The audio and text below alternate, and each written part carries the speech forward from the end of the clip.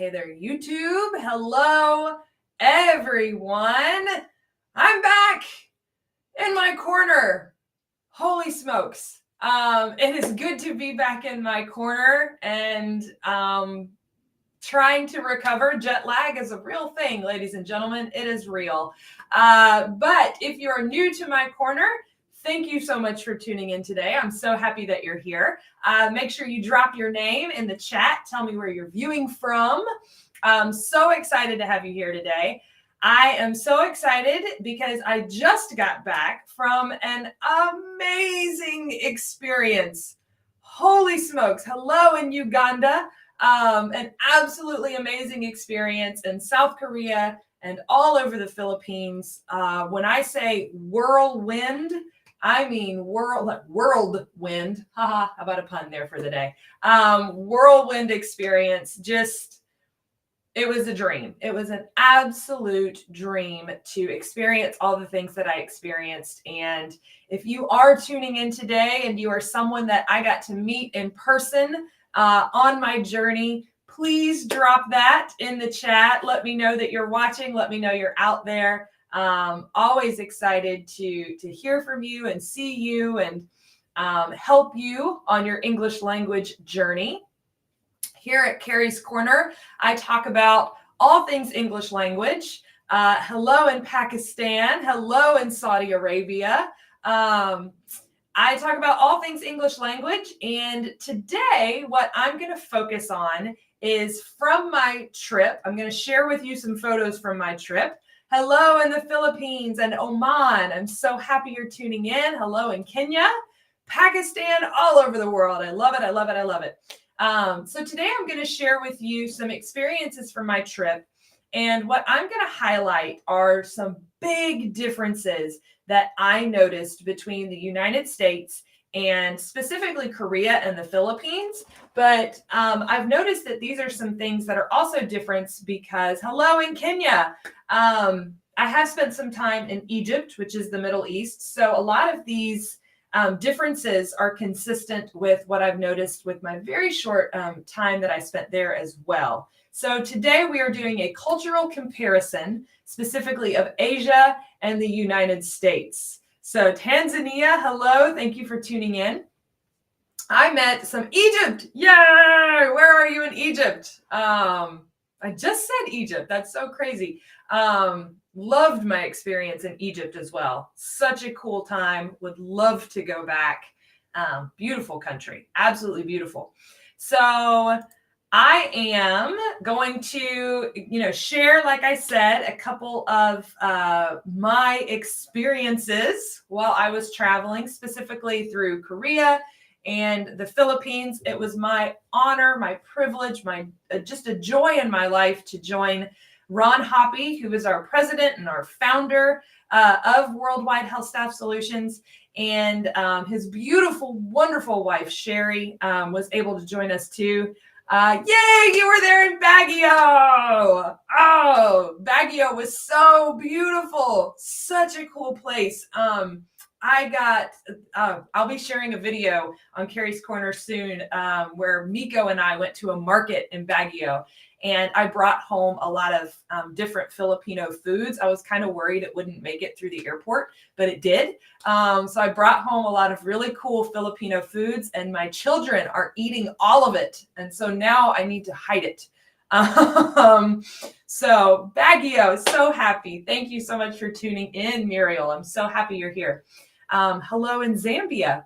So I'm going to be talking today about, again, the cultural differences that I saw. And again, just to remind you, the reason that I was able to go on this trip with Ron Hoppy was because Worldwide is celebrating 25 years, and our goal is to go to 25 different cities. And so I was able to join Ron in Seoul, in Busan, in Manila, in Baguio, in Davao, and I'm missing one, Cebu. I feel like I'm missing one. But it was such a great experience. Such a great experience. So today I'm going to highlight a few of those differences that I noticed. on my trip, and I'm going to share some pictures. So obviously this is me in Korea, and I notice in Korea you all do the heart, right? The little, you probably can't see that I'm doing it, the little Korean heart. I know that's big, and this is really big, and making the hearts. I loved it. I loved all of that. But this is I use this to talk about my first point, which is the first big difference that I was able to talk about with another nurse while I was in Korea was sir and ma'am. And I noticed that a lot of Koreans and Filipinos and all over the world, they'll address you. They would say, Sir Ron Hoppy, or say Ron Hoppy, sir, or they would say, ma'am Kari, or, Kari Cooper, ma'am, or yes, ma'am. And sir and ma'am are still done in the United States, and they are still used as in some places as a sign of respect or just a sign of manners. I teach my children yes sir, yes ma'am, those types of things. But some places in the United States actually see sir and ma'am as a sign that you're acknowledging that they're older than you. And some people don't like that. Some people are like, well, how do you know I'm older? Like it's very, we get very upset if you think that we're old or older than we are. One of our favorite things in the United States to buy alcohol, you have to be 21. And a thing will pop up on the screen when you go to check out to buy your alcohol will say, does the customer appear to be under the age of 40? And everyone's always like, you better push no, or you better push yes. Yes, I look like I'm under 40. People get very offended. So same thing with sir and ma'am. People get very offended if you call them sir, or especially ma'am. Not so much sir. Men don't necessarily care as much, but women, if you say yes, ma'am, they'll be like, what? No. Like, well, who are you calling me ma'am? I'm not your mother. So that in some places in the United States, it depends on where you go. Where I live in the South, it's still pretty common to say yes, sir, and yes, ma'am. So just to kind of give you an idea, isn't that crazy? I would never be offended by it, but there are some places in the U.S. that are offended by it. Hello in Nigeria. So happy that you are here. So the next point that I want to make, this is Ron, and one of our nurses that we met in Korea.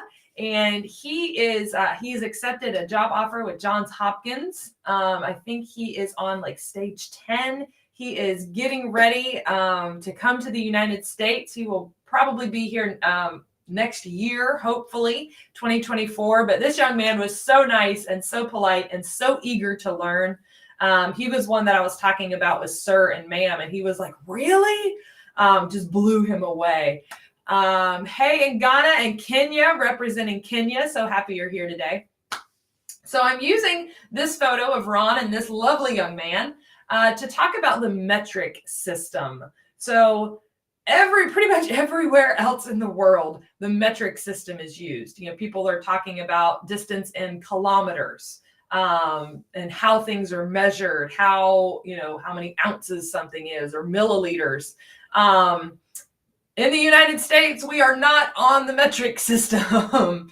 Most healthcare facilities do use the metric system, but because in the U.S. we are feet and inches, not meters and centimeters. So doing those conversions quickly in your head, temperature, Fahrenheit, we take people's temperature in body temperature in Fahrenheit, not Celsius. So being able to be aware of those things and be aware of those conversions. So for example, if I say that, an average body temperature is 98.1 and you're thinking Celsius, you're like, holy, they're going to die. No, 98.1 Fahrenheit. So just be aware of that when you're coming over to the United States. All of our signs are going to be in miles. How many miles it is to get somewhere, which is farther than a kilometer. So when you're looking at a map and you're looking at different things in cars, our cars will say mph on it, miles per hour, not kilometers. So again, in the United States, We use the imperial system. Thank you for that, Tracy. I couldn't remember what it was called. Using the imperial system, not the metric system. So just a very, very simple thing that I just hadn't thought about before. And I would look on the Uber driver's map that they would have pulled up, and I'd be like, okay, how kilometers? How many is that as miles? I don't even know. Watching from Botswana. So happy that you're here today. Thank you. So the next thing that I want to talk about, and this is a picture of us in Seoul. We were joined on our tour with a lovely two gentlemen from India. They were there for a beauty or skincare convention. We learned a lot about ginseng in Korea. That was fascinating, absolutely fascinating. It doesn't taste very good, but it was fascinating. So I want to use this picture to talk about proximity to people. And I feel like in the Philippines and Korea that you have a much you're more comfortable being closer to people, touching, being very close. Like, for example, like on the elevator, like if it was what I would consider full, like ain't no way nobody else is fitting on here, and like 5 more people would come on, and I'd be like, oh, everyone's touching me. But in the Asian culture, like you're used to it. Like it's totally, you don't even think about it. But in the United States, people have what I like to call personal bubbles. Not everyone is okay with being close to other people or people touching them, even hugging. Some people are like, no, don't hug me. It makes them uncomfortable. So personal touch and personal space is just a small difference that I noticed between the two countries. It takes a lot in the United States, for example, to get someone's attention. If you need to like tap them on the shoulder, like it can take a lot of courage to reach out and be like, excuse me, like you try to even not touch them. But I felt like where I was in the Philippines and Korea, they had no problem like tapping me on the shoulder or the arm or being like, hey, come here, especially in the market, right? Where they're trying to get my attention. They had no problem reaching out and touching me. And I'm admit it, I am not a big touchy-feely person. So it like caught me off guard. I would jump and be like, oh my gosh, why is someone touching me? So very different. That's probably not good. You will not have a salesperson approach you and touch you in the United States. But it was just a cultural difference. Again, I wasn't offended by it. It startled me, but I wasn't offended by it. So just a word of advice, when you're out shopping, maybe don't reach out and touch the person next to you. That may startle them as well. So this next photo that I'm going to share, if you're in the Philippines, you know what this is. That's a jeepney. That was the coolest thing. Not the coolest thing, but it was pretty darn cool. The jeepney is a really interesting mode of transportation that I wanted to take, but I didn't get the opportunity to take it. But it's such a cool thing. And I'm using this photo to talk about the transportation differences in Seoul and South Korea and Busan and all of the Philippines. Are there any laws in driving? People, like, there were lines on the road, but like nobody really pays attention to them. They're like swerving all over the place and constantly honking the horn. And like you're honking your horn to let people know, like, hey, I'm here, or hey, yeah, you can go, or no, you can't go, or I'm trying to go. And I was just flabbergasted by the driving in these major cities. Even because we took a van from Manila to Baguio. So we actually drove on areas that were not as action-packed, and still just like, whoa, it was crazy. It was absolutely crazy. In the United States, we have very, very specific, strict and driving rules. Very strict driving rules compared to what is in existence over in the Philippines and Korea. I know in the Philippines, traffic is so bad, it depends on your license plate number on whether or not you can drive that day.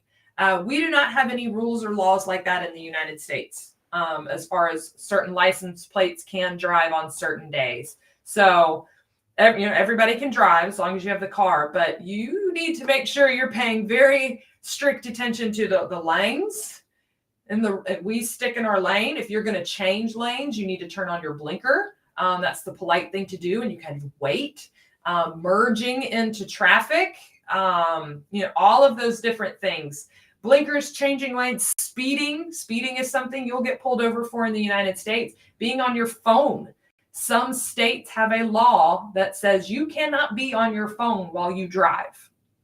Very, very specific and strict laws about that and around those things. So driving, there was like traffic will get so deadlocked in the Philippines that like you literally have to pick up cars and move them. It was just blew my mind. Traffic. How do you all deal with the traffic? It's crazy. I'm sure it's like that in really big cities, like New York or LA, but I was just flabbergasted at the driving. Oh, it was crazy. Absolutely crazy. Cool. Like when I came back to the United States, I was like, I'm going to drive like I'm in the Philippines. And it only took like 2 minutes and somebody honked their horn at me. So I wasn't allowed to do that anymore. I didn't want to get a ticket from a police officer. So I decided to obey the United States traffic laws. All right. So this next picture is of a marketplace. Obviously, this is in South Korea. And shopping malls. I got a question from a fellow Filipino coworker and about shopping malls. And in the United States, big department stores and shopping malls are actually closing down. We still have some shopping malls, but most of our shopping now is done online. A lot of people in the United States use Amazon. It's a very popular delivery method. People will order things from Amazon. People order their groceries online and pick them up. So people out shopping, it happens, yes, at Christmas time, which in the Philippines, they start celebrating September 1st, which again, blew my mind. But shopping malls in the United States are not as common. You'll still see standalone stores, but not as many shopping malls as there used to be. And then your markets are very different from ours. Your markets and your street vendors, very, very different from what we have here in the United States. You have some very convenient areas or blocks of areas that's like a one-stop shop. You can get everything. And I feel like we don't have that in the US. We definitely don't have a place where you can get your food, your clothes, your Walmart would be the closest thing, I guess. Walmart or Costco is another famous brand, but it's nothing like this, nothing outdoor with different individual vendors or anything like that. So it was very cool. Our hours of operation as well, we're not open as late. So we're not open as late. We are more morning, open in the mornings. Big cities do have different hours. They may be open later, but for the majority of the United States, I'm very comfortable saying we're definitely not open as late as they are in the Middle East. In the Middle East, they don't start their day until like 10 a.m. and they go until like 1 a.m. Not as common in the United States. So this next picture is probably my favorite picture that I took the entire time I was there. This little girl just stole an absolute piece of my heart. She was at, I think she was in Baguio, I'm pretty sure. Everything's running together. But she was with her mom, and her mom was trying to listen to the presentation and learn about open house and learn about Worldwide. And so I decided to play with her. She was a princess. She was adorable, and it made me miss my own children back home. But my goodness, I just wanted to take this little girl with me. She was so cute. And her English was so good. It was so good. I was blown away at how great her English was. So big shout out to her mama and the people in her life. And those of you who are teaching your children English at an early age, big shout out to you guys. That's awesome. I was absolutely blown away at this beautiful young lady's English. It was amazing. But I used her photo to talk about children, and the difference I saw, she is talkative. She is very, very smart. She is very smart. Oh my gosh, Muriel, is this one yours? Is this your little girl, Muriel? Oh my gosh, I loved her so much. Please tell her I said hello. But anyway, in the United States, one thing that I noticed was children, and in the US, we have very specific bedtimes. Like we put our children to bed, especially on a school night, around 7:30 p.m. to 8 p.m. That's probably the average bedtime for younger children in the United States. They are definitely not up late. We're bedtime. So you'll hear that very common amongst parents of younger children in the United States. Whereas over in the Philippines and Korea, like I noticed children were up and with their families, and which I love. I love that children are with their families and playing and have a good time. I just wanted to point out a difference, and that may be something that's very different. Our children go to school. For example, I take my children to school at 6:55 in the morning. So that's why we have such early bedtimes in the United States, usually for our children. Our elementary age kids go to school pretty early, and it's a long day for them, a long day for the little ones. So I did want to point that out. I did notice that as a difference. But this little girl, oh my goodness. Oh, she was the highlight of my trip. She was so beautiful. She was so cute. Oh, I loved her so much. The next thing I want to talk about is, so I got the opportunity to eat at a really cool restaurant in Manila that's really close to our office, Buddies. This is me with their team, and they served me some pretty epic local Filipino cuisine and food.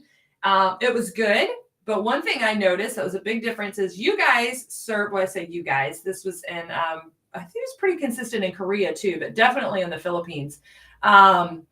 You guys serve fish sauce with everything. Like there was a fish paste or a fish sauce with everything. And I was like, what is this? Because Asian food in the United States, is not, I felt like, had all of that. But in the United States, we have at all of our Asian restaurants, you're going to see soy sauce on the table. And it blew me away that at every restaurant I went to, there was no soy sauce on the table. None. But in the United States, all the soy sauce. So when you come and if you decide to eat at an Asian restaurant while you're over here, you're going to see soy sauce on the table. Yep, but that's not common in your culture. It just amazed me. I was like, where's the soy sauce? And people just kind of looked at me like, what? I was like, it's soy sauce. The other thing that you guys don't have, I feel like that in the United States, we serve with everything, ranch dressing. For some reason over there, Thousand Island dressing is like the big thing. Thousand Island dressing is served a lot. In the United States, ranch dressing. We serve it with everything. And I asked for ranch and someone brought me mayonnaise. I thought that was the funniest thing. I was like, it's not what I was looking for, but that's okay. Just another cultural difference that I would not have known about had I not traveled. Umbrellas. That's something I brought back for my children was umbrellas because not in this picture so much, but umbrellas were carried on sunny days in Korea and in the Philippines. Everybody carried. You all are very, very aware of your skin. You're very aware of your skin tone and you want to protect it and all of that.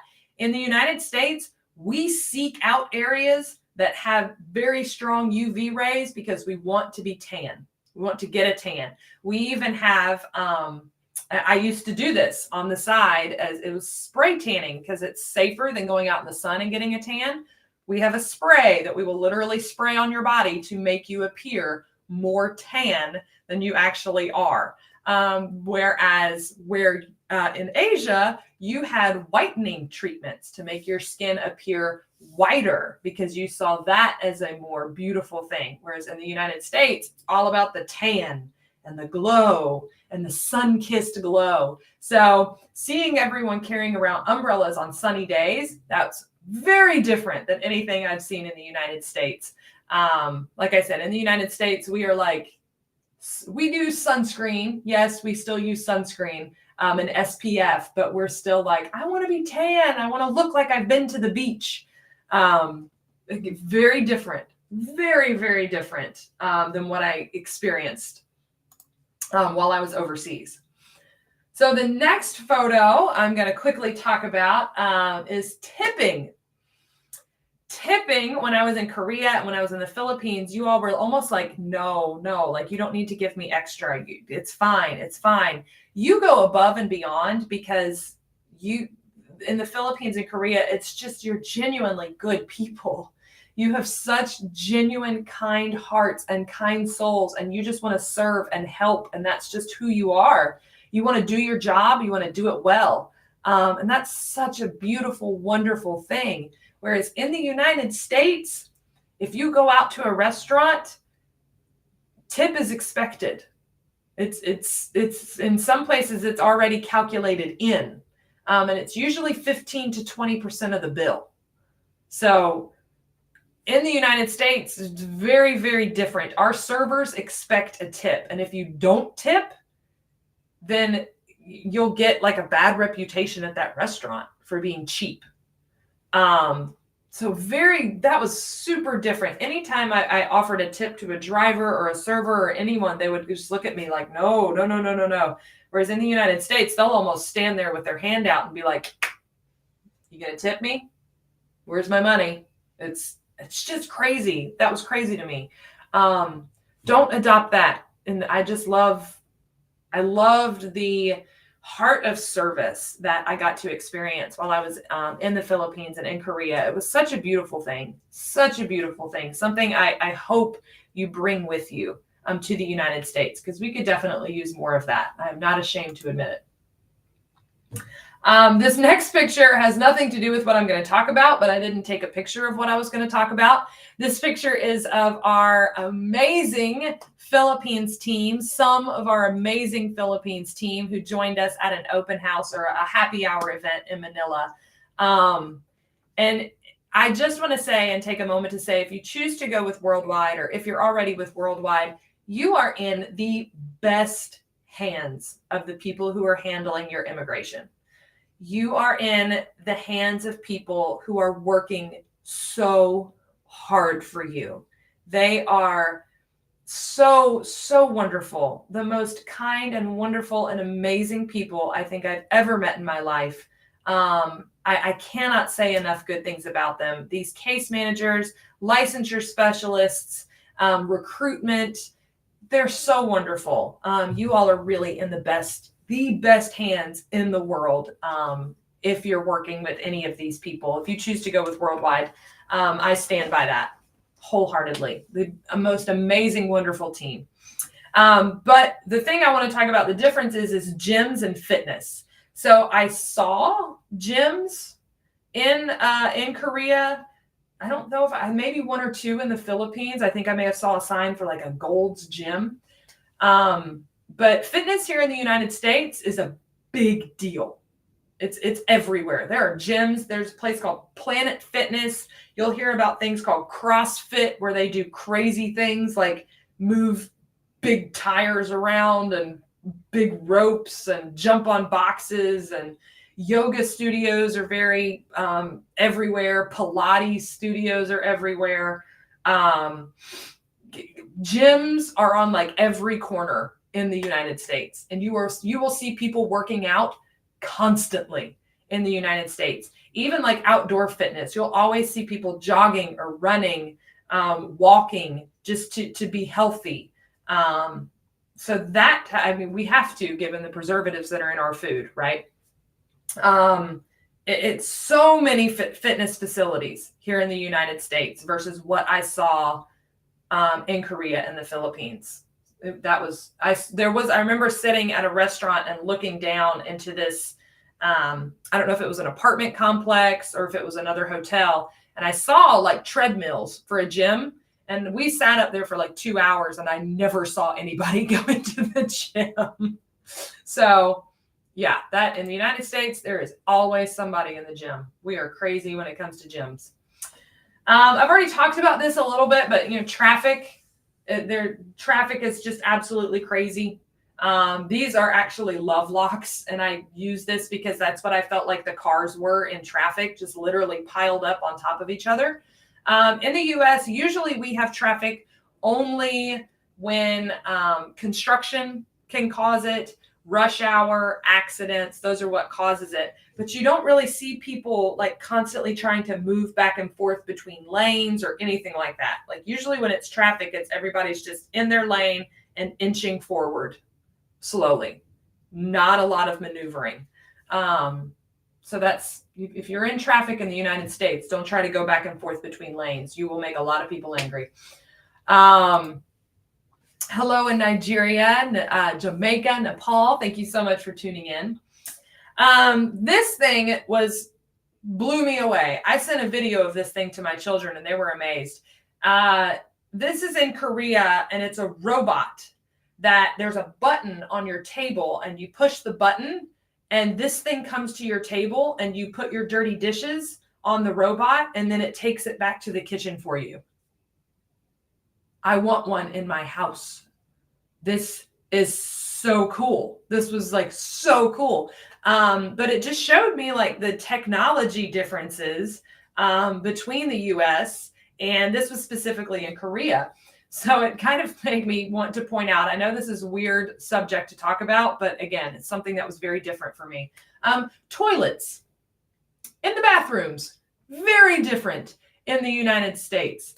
You have those fancy like bidet cords attached to all of the toilets. We don't have that in the United States. They're only seen in a personal home setting, not in public. The other thing I noticed, specifically in the Philippines, is you don't flush your toilet paper. You put it in the trash can. In the United States, we flush our toilet paper down the toilet. So very just different things, very different things. But the technology of this thing blew me away. I just kept wanting to go eat and have dirty dishes just so I could keep calling the robot over to my table. Its name is Bella, in case anyone wants to know. Yeah, pro tip, public bathrooms can be a sticky subject. Absolutely. They can definitely be a sticky subject. They were very different in the United States versus the Philippines and Korea. You had remotes. I remember going into my bathroom in Korea and being like, there's a remote on my toilet. And I was like, why does my toilet need a remote? It was crazy to me. I was like, this is too fancy for me.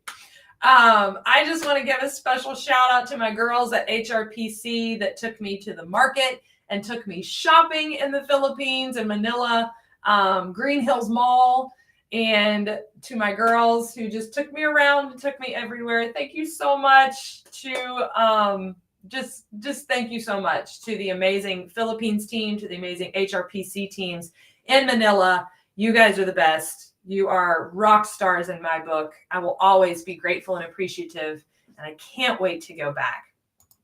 So that's going to sum up kind of the biggest differences, I'm sure, as I sit here and think about my trip and think about, all the different things that I got to see and that I got to experience.